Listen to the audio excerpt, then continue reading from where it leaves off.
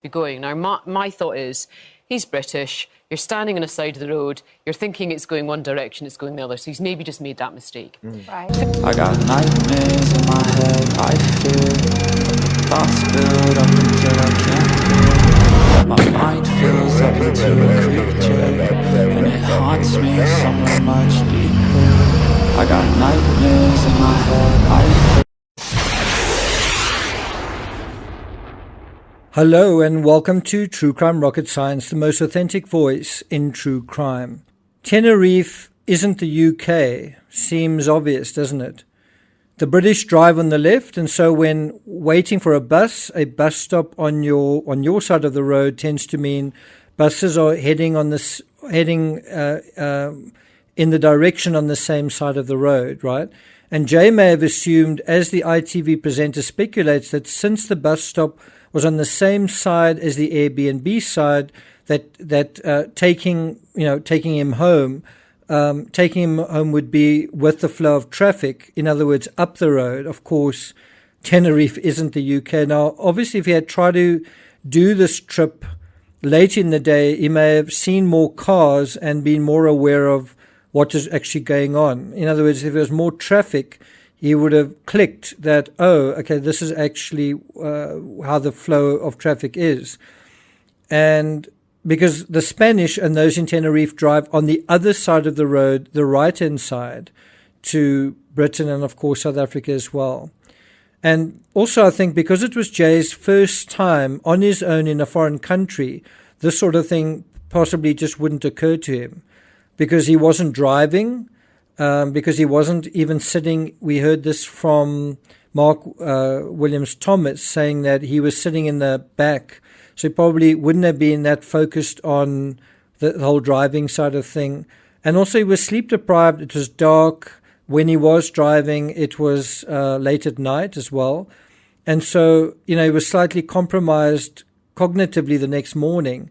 And so again, he may have assumed that the bus that he needed to catch was headed left from his position. This is, I think, a sensible scenario for how and why he took a wrong turn. A very simple error to make, but an error that is very easy to make as well.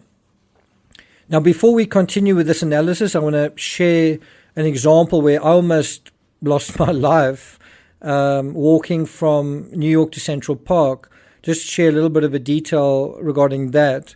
If you haven't already subscribed to the channel, please do. By the way, I've written quite a few books on missing persons cases. I've written a trilogy of books on the Madeleine McCann case. I've actually gone to Praia de Luz, stood in front of apartment 5A, retraced the imputed abductor's route, written a couple of books on that, and then also written a book on another missing persons case, a British girl, an Irish French teenager, Nora Corrin. And both of those cases give you a little bit of perspective on this one.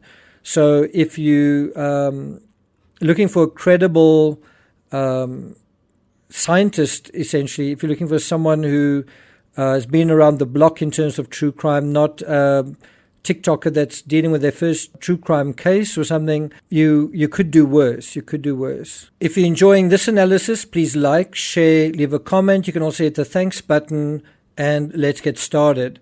So on my first day in New York a few weeks ago, obviously it wasn't the first time I'd ever been in New York, but my first day having returned to New York, I was on foot, also sleep deprived. I'd traveled a long way, and I was making my way from my hotel to Central Park.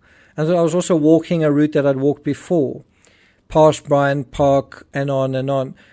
At one point, I was about to step into the road when a bus that was about to run me over abruptly stopped right next to me. If that bus didn't stop, I don't know what would have happened. The bus stopped, and then I stopped, and then the bus passed less than an inch from my nose.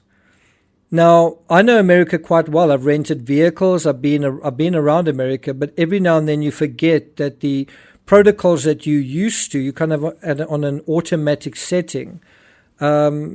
The protocols you used to where you're from might not be the same somewhere else.